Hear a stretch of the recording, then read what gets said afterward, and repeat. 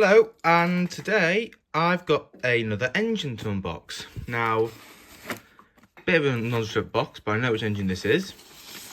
It's another Stirling engine, although really it's not a Stirling engine, it is a Flamelicker engine. Now, I actually bought one of these on behalf of a volunteer at the pumping station, and I showed that engine a while ago, and it just wouldn't run. But for some stupid reason, I bought one myself. Okay, we can take this off now.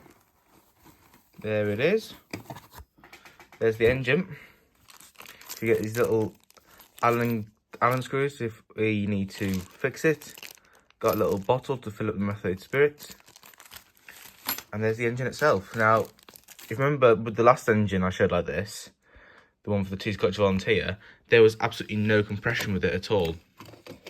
Let's see if there's any with this one. Oh yeah, there we go.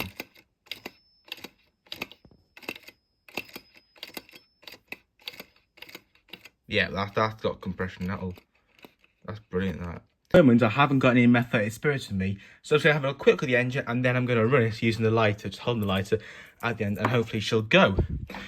Now, I'm actually quite impressed with the engine. I'm guessing it's CNC machines. I mean, I doubt someone's stood at a lathe and machined this themselves.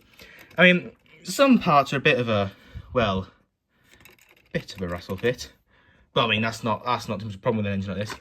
You see, plenty of compression. Now, one thing we'll be doing is getting rid of this hideous nameplate. I mean, I'm just going to take it off because I prefer I like my engines to have plain wooden bases. A lot of my engines do actually. But anyway, back to this little Flamelicker. There's plenty of compression in it. As you can see, it bounces like that. But anyway, we're going to see if we can fire it up.